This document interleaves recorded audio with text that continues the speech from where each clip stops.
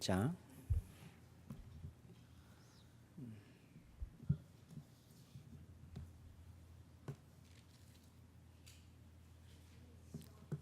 29절부터 34절까지인데 제가 다 보지 아니하고 어차피 오늘 우리 성경 본문 중심으로 가기 때문에 29절, 30절 같이 보겠습니다.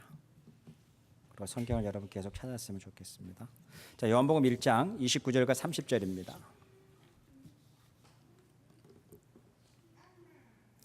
우리 같이 읽겠습니다. 다음 날 요한은 예수께 자기에게 오시는 것을 보고 말하였다. 보시오, 세상의 죄를 지고 가는 하나님의 어린 양입니다. 내가 전에 말하기를 내 뒤에 한 분이 오실 터인데 그분은 나보다 먼저 계시기에 나보다 앞서신 분입니다. 한 적이 있습니다. 그것은 이분을 두고 한 말입니다. 라고 이야기합니다. 자, 요한복음은 세례 요한에 대해서 많은 것을 이야기하고 있지 않지만 누가복음, 그다음에 마태복음, 마가복음은 또 다른 각도에서 세례 요한에 대해서 이야기를 합니다. 그리고 세례 요한의 죽음에 대해서도 설명하고 있는 이야기들이 마가복음에는 구체적으로 나와 있죠. 그러나 요한복음에는 이렇게 나와 있지 않지만 이 요한이 왜 이런 모든 것을 기록하지 않는 이유는 요한이 그것을 넘어가는 것이 아니라 이미 마태도 기록되어 있었고 마가복음도 기록되어 있어 요한복음도 기록되어 있었고 그 가운데에서 요한은 또 다른 부분 속에서 조금 더 예수님에 대한 이야기에 대해서 초점을 맞추기 때문에 세례 요한에 대한 부분을 구체적으로 많은 이야기를 하고 있지는 않습니다. 그러나 우리가 이 1장에서 세례 요한에 대한 부분을 조금 초점을 맞추고 그리고 다른 복음서에서도 세례 요한에 대한 부분을 조금 초점을 맞추면서 세례 요한이 전했던 복음이 뭔지 그리고 세례 요한이 어떤 마음으로 복음을 전했는지가 우리가 좀 더 구체적으로 우리가 조금 살펴봤으면 좋을 것 같습니다. 그래서 오늘까지가 이제 세례 요한에 대한 이야기고 그 다음부터서는 세례 요한의 제자가 이제 예수를 따르는 또 제자로서의 가는 부분에 대한 이야기는 다음 주에 또 이야기가 이어집니다.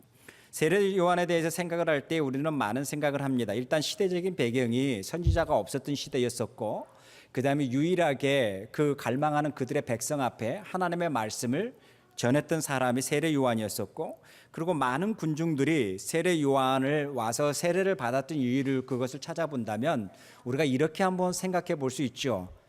많은 종교 지도자들도 있었고 그리고 율법을 전하는 사람도 있었고 말씀을 해석하고 전하는 많은 신학자 같은 사람들도 많이 있었지만 어떻게 세례 요한의 이 이야기 앞에 그 많은 군중들이 모일 수 있을까라는 이야기는 우리가 이렇게 해석해 볼 수가 있는 거겠죠. 그것은 뭐냐면 그들 마음속에 군중들의 마음속에서 하나님을 향하는 갈망함이 있었기에 가능하다라는 것과 또 두 번째 종교적인 위치에 있는 사람들에게 본다면 그들은 하나님의 말씀을 대언한 사람들이 아니었다라는 것을 그 군중들 또한 알고 있기에 그들의 이야기를 귀담아 듣지 아니하고 세례 요한의 이야기에 더 그들의 갈망함이 표출되는 부분도 우리가 찾아볼 수 있겠다라고 하는 거겠죠. 어쨌든 세례 요한에 나타나서 세례 요한은 수많은 언어들의 거친 언어들도 사용합니다. 회개하라 천국이 가까웠다라고 이야기하고 있고요. 그 다음에 독사의 자식들이라고도 이야기하고 있고요. 그 다음에 정치적인 부분 속에서 바르지 아니하는 것은 바르지 아니하다라고 이야기도 하고 있고요. 그러한 모든 부분 속에서 세례 요한이 전했던 그 이사야 말씀에서 이야기하고 있는 우리 인생에서 꽃과 풀은 시들고 마르는 존재에 불과하지만 하나님의 말씀은 마르지 아니하고 분명히 우리의 모든 삶의 나침판이 되어야 된다라고 이야기하고 있는 세례 요한의 이야기 그리고 이 세례 요한의 이야기는 자기는 그 소리에 불과하다라고 이야기하면서 끊임없이 세례 요한이 하나님의 말씀에 대해서 이야기했던 스토리는 단순히 종교 지도자들 안에 지역 안에서만 머물러 있는 그의 복음의 이야기가 아니고 단순히 갈릴리 그 요단강에서 머물러 있는 삶의 스토리들 복음의 이야기도 아니고 이 세례 요한의 이야기의 복음은 정치뿐만 아니라 삶의 현장뿐만 아니라 교회라는 공간에뿐만 아니라 이 모든 것을 뛰어넘어서 그 모든 이들에게 전할 수 있는 하나님의 말씀이었다라는 것이 세례 요한이 이야기했던 복음이었다라는 거죠. 그러기에 종교 지도자들 입장에서 봤을 때는 그들이 굉장히 불편한 존재일 수도 있을 것이고 정치가의 입장에서도 세례 요한이 굉장히 불편한 존재일 수도 있는 거겠죠. 그리고 또 세례 요한이 이야기했던 그 복음에 대한 부분 속에서 회개하라 천국이 가까웠다라는 이 복음에 대한 이야기, 이 굿뉴스에 대한 이야기, 그리고 그 복음을 외면하고 가라고 있는 모든 종교 지도자들을 향해서도 독사의 자식이라고 이야기했던 세례 요한의 그 언어적인 부분들, 그 모든 부분을 봤을 때에 종교 지도자들이 봤을 때는 절대 세련되는 언어가 아니고 세련된 모습이 아니었지만 복음의 본질은 절대 흐트러지지 아니하는 참을 이야기하고 있는 부분이었죠. 자, 그러한 가운데에서 종교 지도자들과 정치 지도자들이 이전에 세례 요한을 거부하는 현상들이 벌어집니다. 일단 종교 지도자들은 어떤 모습으로 세례 요한을 거부할 수 있을까요? 일단은 정치 지도자들의 가장 불편한 부분도 있고 종교 지도자들에게 불편하게 있지만 특히 종교인들에게 가장 불편한, 그리고 예루살렘에 있고 바리새인들이었던 그들에게 가장 불편한 부분은 뭘까요? 많은 군중이 그를 따랐다? 그것도 불편할 수 있죠. 두 번째는요, 감히 우리를 향해서 독사의 자식이라고 이야기하네요. 그리고 회개하라고 이야기하네요. 감히 우리를 향해서도 그렇게 거칠게 이야기하네요. 자, 그러한 부분 속에서 종교 지도자들이 세례 요한을 봤을 때도 불편한 존재일 수도 있죠. 자, 그러한 부분 속에서 종교 지도자들은 세례 요한을 불편함을 통해서, 그 불편한 모습을 통해서 어떤 표현을 가능할까요? 굉장히 세련되지 못하다라고 이야기할 수도 있겠죠. 그 모습을 보니 굉장히 거칠다라고 이야기할 수도 있겠죠. 아니, 그 언어 또한 굉장히 세련되지 못한 언어를 사용하고 있다라고도 이야기할 수 있겠죠. 자, 그러한 모든 부분을 가지고 군중들을 그들에게 이야기할 수 있겠죠. 종교 지도자가 굉장히 세련되고 젠틀하고 굉장히 언어적인 구사의 능력이 굉장히 나이스한 언어로 이야기를 합니다. 그러면서 세련되지 못한 저 사람, 세련되게 언어를 구사하지 못한 저 사람에 대해서 설명을 하는 부분도 있었겠죠. 그와 반면에 정치 지도자들 가운데 굉장히 많이 불편했겠죠. 왜 불편한지 아십니까? 우리 한번 마가복음을 볼까요? 마가복음 6장입니다. 75페이지에 있죠.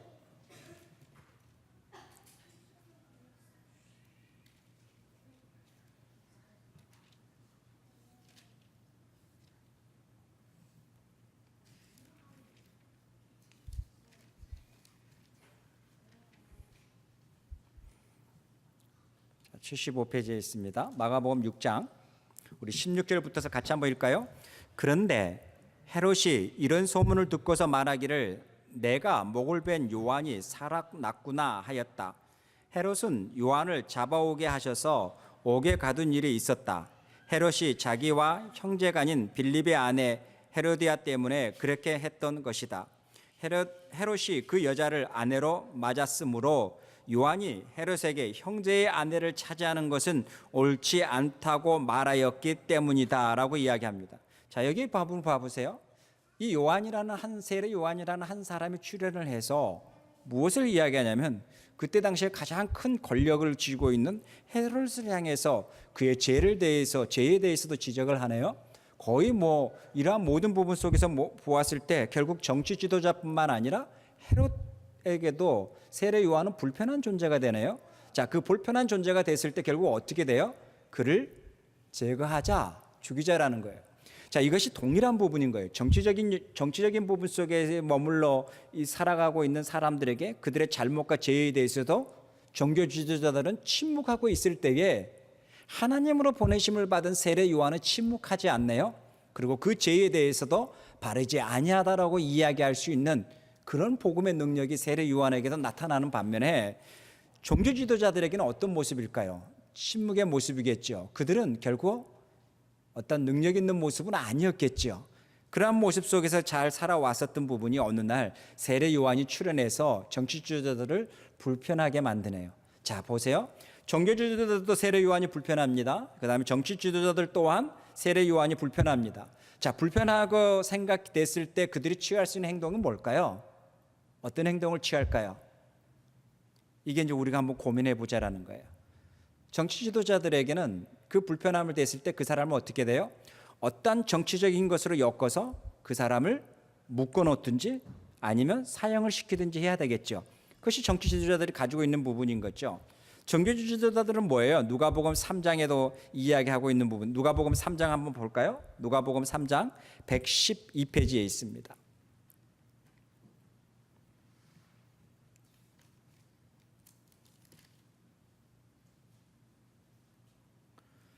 누가복음 3장 우리 7절에 한번 같이 읽겠습니다. 누가복음 3장 7절 112페이지입니다. 요한은 자기에게 세례를 받으러 나오는 무리에게 말하였다. 독사의 자식들아, 누가 너희에게 닥쳐올 진노를 피하려 일러주었느냐? 회개에 알맞는 열매를 맺어라. 너희는 속으로 아브라함을 우리의 조상이다 하고 말하지 말아라. 내가 너희에게 말한다. 하나님께서는 이 돌들로 아브라함의 자손을 만드실 것이다 라고 이야기하고요. 9절에요. 도끼를 이미 나무의 뿌리에 갖다 놓으셨다. 그러므로 좋은 열매를 맺지 않는 나무는 다 찍어서 불 속에 던진다 라고 이야기합니다. 자, 이렇게 이야기하고 있는 세례 요한의 모습을 보면서 정치 지도자들뿐만 아니라 종교 지도자들도 굉장히 불편한 거죠. 그러한 모습 속에서 세례 요한이 구사하는 그 언어들, 도끼가 이미 나무의 뿌리에 갖다 놓으셨다라고 이야기하면서 좋은 열매를 맺지 아니하는 나무는 다 찍어서 불 속에 던지신다라고 이야기하고 있는 모든 부분을 보면서 종교 지도자들 또한 세례 요한에 대해서 굉장히 불편하죠. 저 사람의 언어가 왜 이렇게 거칠까? 왜 저 사람의 언어는 세련되지 못할까? 라고 이 생각을 하겠죠. 근데 본질을 잃어버리고 그들의 언어의 구상, 세련되지 못하는 부분 속에서 종교 지도자들은 이야기할 수도 있겠죠. 자, 이러한 모든 역사적인 배경을 가지고 있는 거예요. 자, 이러한 부분 속에서 종교 지도자들과 그 다음에 정치 지도자가 서로가 보이지 아니하는 암묵적으로 서로가 동의하는 부분이 있네요. 동의하는 부분이 뭘까요? 암묵적으로 동의하는 부분은 어떤 것이 암묵적으로 동의한 부분일까요? 세례 요한이 없으면 좋겠다. 세례 요한이 제거됐으면 좋겠다라는 거겠죠. 이것이 뭐예요? 서로 암묵적으로 동의되어지는 부분인 거겠죠. 여러분, 이러한 모든 부분은 우리나라뿐만 아니라 기독교 역사 속에서도 많이 두드러집니다. 가장 최근의 이야기를 한번 한다면 보네포라는 사람은 독일에서 히틀러에 대한 모든 부분 속에서 독일 교회가 침묵하고 있을 때에, 독일은 국교이지 않습니까? 독일 교회가 침묵하고 있을 때에 그것을 침묵하지 아니하고 그것이 죄라고 잘못된 거라고 외치는 사람이었습니다. 자, 그러한 사람이었는데 그러한 사람이 정치 지도자 입장에서는 뭐예요? 불편한 거겠죠. 그 다음에 국교 중심으로 있었던 국가 종교로 있었던 루터교 안에서도 어떤 모습이었겠어요? 불편한 거겠죠. 우리는 침묵하고 있는데 지가 무슨 잘났다고 이야기하고 죄라고 이야기하고 있고 얼마나 많이 불편하겠어요. 심지어 어떠한 그 제국의 야욕에 있어서 다른 나라를 침범할 때도 종교 지도자들이 거기에 대해서 동의를 얻어주고 기도해주고 서로 이렇게 해주는 좋은 관계였는데 한 사람이 나타나서 불편하게 만드네요. 그랬을 때 이 두 그룹은 암묵적으로 동의하는 부분이 있죠. 암묵적으로 동의하는 부분이 뭘까요? 정치적인 입장에서는 저 사람이 없었으면 좋겠다라는 거겠고, 종교적인 지도자 입장에서도 뭐예요? 저 사람이 없으면 좋겠다라는 부분 속에서 암묵적으로 동의하는 부분이죠. 그런데 종교적으로 해결할 수가 없기 때문에 결국 뭐예요? 정치적으로 해결해야 되겠죠. 뭐예요? 사람을 죽이고 살리는 부분은 종교적인 부분이 아니라 정치적인 부분으로 해결해야 되겠죠. 이것이 예수님의 사건도 동일하지 않아요? 종교 지도자들이 예수님을 데리고 오네요. 예수님을 데리고 와서 뭘로 해결하기를 원해요? 정치적으로 해결해 주세요라고 하는 거죠. 정치적으로 사형을 시켜주세요라고 이야기하는 거죠. 동일한 부분이 역사 속에서 끊임없이 되풀이되는 거예요. 그 이유는 하나예요. 뭐예요? 불편하다라는 거예요. 뭐에 대해서 불편할까요? 우리와 같은 DNA이면 불편하지 아니한데 우리와 다른 속성을 가지고 있으니 불편하다라는 거예요. 나에 대한 부분 속에서 서로 암묵적으로 사회 통념이 돼서 그것이 죄가 아닌데 그것을 죄라고 이야기하고 있는 부분, 내 양심 속에서 한 구석에 꿈틀거리고 있는 나도 그것이 죄다라고 알고 있지만 사회 통념이 그것이 죄가 아니라는 것을 이야기하고 있기에 그렇게 살아가고 있는 나의 삶 속에 그것이 죄라고 지적하고 있는 나타났을 때에 굉장히 불편한 대상이 되어버린 거죠. 자, 이 불편한 대상이 서로가 암묵적으로 동의해서 결국 뭐예요? 죽이는 부분이 벌어지는 거죠. 여러분, 세례 요한의 죽음은 이렇게 끝나는 겁니다. 그런데 세례 요한에게 통해서 우리가 깨달아야 될 부분입니다. 정치적인 이유가 있었죠. 그 다음에 종교적인 이유가 뭐예요? 세례 요한이 전했던 복음이 너무 투박하다. 세련되지 못한 언어다. 네가 대체 무슨 권한으로 세례를 주느냐? 네가 무슨 권한으로 우리에게 이렇게 선동하느냐라고 하는 많은 사람들이 와서 그에게 질문을 던지는 거죠. 그 질문을 던졌을 때에 세례 요한이 대답하는 것이 오늘의 본문의 내용이라는 것입니다. 오늘 한번 본문 볼까요?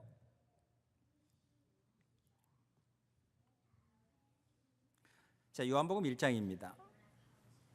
어떤 이가 말합니다. 당신이 왜 세례를 줍니까? 당신이 뭔데 이렇게 세례를 줍니까? 라고 했을 때 세례 요한이 31절에 이렇게 이야기합니다. 같이 한번 읽을까요? 나도 이분을 알지 못하였습니다. 내가 와서 물로 세례를 주는 것은 이분을 이스라엘에게 알리려고 하는 것입니다 라고 이야기합니다. 자, 여러분 30절과 32절과 33절까지 봤을 때 우리는 세례 요한이 왜 세례를 주는가에 대해서 이야기를 하고 있습니다. 세례를 주는 이유는 뭐예요? 그분을 많은 사람들에게 알리기 위해서 세례를 주었다라고 이야기합니다. 자, 그럼 또 우리가 한번 궁금증을 한번 생각해 보자고요. 세례 요한은 예수님을 만난 적이 있을까? 그리고 세례 요한은 예수님을 알고 있었을까? 라고 하는데 세례 요한 또한 예수님이 세례받기 전까지 그가 누구인지도 알지 못하였다라고 이야기합니다. 그것이 뭐예요? 한번 볼까요? 자, 32절 같이 한번 읽을까요? 요한이 또 증언하여 말하였다. 나는 성령이 비둘기같이 하늘에서 내려와서 그분 위에 머무는 것을 보았습니다 라고 이야기합니다. 누가 보았다고요? 세례 요한이 그것을 봤다라고 이야기합니다.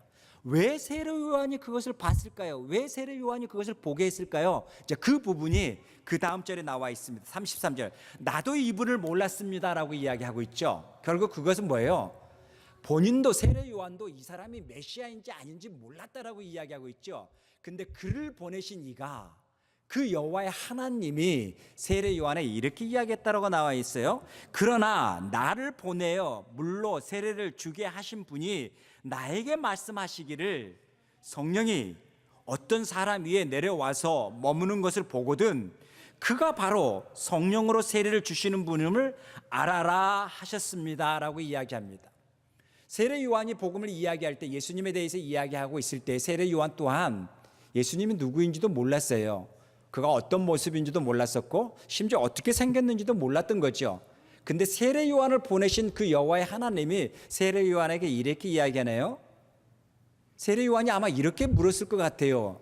하나님, 내가 그분을 어떻게 알 수 있습니까? 내가 그분을 어떻게 알고 그분에 대해서 이야기할 수 있겠습니까? 라고 이야기를 했을 때에 그 여호와 하나님이 세례 요한에게 이렇게 이야기하는 본문이 바로 이 이야기예요. 성령이 어떤 사람 위에 내려와서 모든 사람이 아니라 성령이 그 한 사람 위에 내려와서 세례를 주는 것을 너는 분명히 보게 될 것이다. 그래서 오늘 본문에 보니까 나는 이분을 알지 못하였습니다 라고 이야기합니다. 내가 물로 세례를 주는 것은 그 사람을 알리려고 하는 것입니다.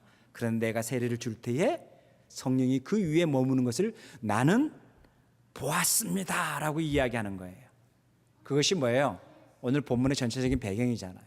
자, 그렇다면 이러한 모습 속에서 세례 요한은 예수님을 알지도 못했음에도 불구하고 예수님을 만난 적이 없음에도 불구하고 세례 요한은 하나님이 보내신 사람으로서 하나님의 말씀에 그 텍스트에 가장 충실하게 살아갔던 한 사람이라는 것을 알 수 있잖아요. 그리고요, 그 예수님이 어떤 분인가를 알지 못했지만 그 예수님이 어떤 분인가를 세례를 주할 때 그가 보았다라고 이야기하고 있잖아요. 그러고 난 다음에 그는 이렇게 이야기하네요. 저분이 바로 어린 양이다라고 이야기하네요. 저분이 바로 우리의 모든 세상 죄를 지고 갈 수 있는 어린 양이라고 이야기하고 있네요. 그전에는 알지 못했지만 그것을 보고 난 다음에 그분에 대해서 설명을 하네요. 그러고 난 다음에 그에 따르는 제자 또한 그 예수를 따를 수 있도록 이야기하고 있네요. 그것이 뭐예요? 다음 주에 이야기할 본문이라는 겁니다. 자, 이러한 부분 속에서 우리가 한번 정리를 한번 해보자고. 정치적인 부분에서 복음이 머물러 있지 않았네요. 이 세례 요한이 전했던 이 하나님의 복음의 이야기는 가정 안에서만 머물러 있는 이야기가 아니네요. 자식을 키우는데 좋은 툴로 사용하는 걸로 사용되지 않네요. 이 복음은 교회라는 공동체를 뛰어넘어 그 지역을 뛰어넘어 정치의 영역까지 삶의 영역까지도 영향력을 주는 복음으로서 세례 요한에게서 찾아볼 수가 있네요. 결국 그걸로 말미암아 세례 요한은 죽게 되지만 그래도 세례 요한은 절대 거기에 타협하거나 머물러 있지 아니한 모습을 볼 수 있겠죠. 또한 세례 요한의 모습 속에서 많은 종교 지도자들은 세련되지 못하는 언어를 사용한다. 너희들은 뭐 독사의 자식들아 이 모든 언어를 사용한다라고 하지만 세련되는 언어를 사용하고 있는 바리새인들, 사두개인들 예루살렘에 머물러 있는 그 거룩한 성전에 머물러 있는 종교 지도자들은 세련된 언어를 사용하였고 세련된 옷을 입고 세련된 종교인의 모습을 가지고 있지만 그들의 삶은, 그들의 하나님 앞의 경건의 모습은 세련된가요? 그렇지 않잖아요. 침묵하고 가네요. 자기들의 속에 욕심을 채워가는 모습들을 볼 수 있네요. 그러한 모든 부분 속에서 자기가 피해를 보니까, 내 것을 잃게 되니까, 이것이 바르냐 바르지 않는 것이 아니라 내 것이 위협을 받게 되니까는 거기에 대해서 어떤 반응이 나타나요? 정치 지도자들과 똑같은 반응이 그들 모습 속에 나타나는 모습을 보게 되네요. 제가 요즘에 재밌게 보는 드라마가 하나 있다 그랬잖아요. 그 드라마에 보니까 한 대사가 있어요. 한 드라마의 한 그 픽처에 보면 어떤 일본 병사가 그 조선인 여자인인데 그 일본 말을 사용하고 있지만 그 일본 말이 서툴기 때문에 조선인이라는 것을 알고 그 여자를 시장 마켓으로 끌고 와서 죽이려고 막 이럽니다. 그랬더니 그 여자 주인공이 그 여자를 구하기 위해서 막 나서려고 했을 때 그 남자 주인공이 이런 말을 멘트를 하네요. 당신이 저 사람을 구한다고 해서 조선이 변합니까? 당신이 저 사람을 구한다고 해서 크게 조선에 어떤 영향을 줄 수 있겠습니까? 라는 이야기를 합니다. 그랬더니 그 여인이 이런 이야기를 합니다. 저 사람이 아니라, 어쩌면 저 사람이 아니라 저 여인의 저것은 바로 나에게도 올 수 있는 일입니다. 나에게도 곧 올 수 있는 일입니다. 라고 하면서 그 여인을 구하는 그런 드라마의 한 대사입니다. 아니, 목사가 뭐 저렇게 드라마를 좋아하나? 라고 하지만 어쨌든 그 대사의 한 부분을 보면서 참 우리가 한번 고민해 봐야 될 대사구나라는 생각이 듭니다. 나에게는 오지 않았으니까, 나에게는 이것이 지금 위협되지 않으니까, 그렇지만 언젠가는 이것이 나에게도 위협된다라고 했을 때 그 생각을 가지고 있는 자가 행동할 수 있다라는 것을 보여주는 한 부분이었는 거죠. 근데 종교 지도자들은 이런 모습이었네요. 나에게 피해가 오니까 세례 요한을 죽였으면 하는 그 마음이 그들 안에서 있는 모습이네요. 그 다음에 신학적인 이유를 이제 가지고 이야기할 수 있겠죠. 어떻게 너가 아브라함을 이야기할 수 있느냐라고 이야기하고 있죠. 예레미야뿐만 아니라 마태복음 3장 2절에 회개하라 천국이 가까웠다라고 이야기했을 때 너가 뭔데 그렇게 이야기할 수 있느냐라고 신학적인 부분을 이야기할 수 있겠죠. 왜요? 그들은 더 신학의 백그라운드가 확실하니까요. 바리새인들이었고 종교 지도자들인데 어느 날 광야에서 나타난 너가 무슨 교육을 받았다고, 누군 무슨 신학의 백그라운드가 있다고 너가 그렇게 감히 예레미야를 이야기할 수 있고 예스겔의 18장 3절을 이야기할 수 있느냐라고 신학적인 부분을 가지고 그를 이슈도 삼을 수가 있겠네요. 자, 이러한 모든 부분 속에서 모습을 보면서 세련된 종교 지도자들의 모습, 자, 우리 영적인 부분을 실질적인 부분을 봤을 때 세례 요한과 비교했을 때 정말 그들은 영적으로 세련됐을까요? 하나님 앞에 바른 삶을 세례 요한보다 살았을까요? 세련된 모습을 가지고 있지만 뒤에서는 모든 악행을 하고 있는 모습들 아닙니까? 어느 영상을 보니까 너무 충격적인 부분을 봤어요. 어떻게 세습을 할 수 있습니까? 어떻게 이렇게 할 수 있습니까? 라고 막 어떤 사람이 열변을 토하고 막 그러니까 어느 점잖은 분이 나타나서 그런 이야기를 하더라고요. 언어를 좀 세련되게 사용하십시오. 어떻게 그렇게 부정적인 언어를 사용하십니까? 언어 한마디가 그 사람을 판단한다라는데 얼마나 단어 사용을 좀 잘해 주십시오라는 것을 보면서 저 모습이 지금 이 성경의 모습에도 동일하게 나타나는, 오늘 우리 시대에도 나타나는 모습이구나라는 겁니다. 여러분, 세련된 언어가 중요한 것이 아니라 본질이 중요한 거겠죠. 세례 요한이 전하는 본질이 중요하잖아요. 세련된 언어고 투박한 언어이기 때문에 문제가 되는 게 아니잖아요. 세련된 언어를 사용하는데도 더 하나님 앞에 악행을 저지른 그들이 문제가 되는 것이지, 세련되지 못하는 언어를, 투박한 언어를 사용하는 것이 문제가 된 것은 아니잖아요. 오늘날의 이러한 모든 부분 속에서 많이 본질을 흐려지게 만드는 군중의 심리가 있습니다. 어느 한 사람이 막 해서 그것은 바르지 않습니다라고 막 했을 때에 점잖은 분이 나타나서 이야기합니다. 단어 사용 좀 잘해 주시기 바라겠습니다. 어떻게 그렇게 부정적인 단어를 사용하십니까? 긍정적으로 생각합시다 라고 하면서 이야기하면 또 많은 사람들이 맞습니다, 좀 세련된 언어를 사용합시다 라고 하면서 나타나네요. 이것이 지금 이 오늘 본문에 나오는 군중들과 똑같은 부분 아니겠어요? 이 군중들도 맞습니다. 좀 세련된 언어를 사용합시다라고 합니다. 그 모든 군중들이 세례 요한이 죽을 때에 모두가 또 침묵하게 되네요. 동일한 군중들이 예수님을 십자가에 못 박히자라고 막 하네요. 어떻게 예수님이 이렇게 거친 언어를 사용할 수 있습니까? 라고 하면서 십자가에 못 박자라고 막 군중들도 같이 함께 막 하네요. 이것이 뭐예요? 군중들이 가지고 있는 내면의 모습들, 본질을 잃어버렸던 삶의 모습들이라는 것입니다. 저와 여러분이 세례 요한의 모습을 속에서 좀 깊이 생각했으면 좋겠습니다. 단어가 중요하지 않죠. 그것을 전달하려고 하는 단어가 거친 단어를 사용할 수도 있는 것이고 세련된 단어를 사용할 수도 있고 그 사람에 따라서 문화와 환경에 따라서 다를 수 있겠죠. 그러나 중요한 것은 그것을 단어를 품고 있는 그 사람이 전달하고 싶어하는 내면이 가장 중요한 스토리가 되겠죠. 그러지 않아요?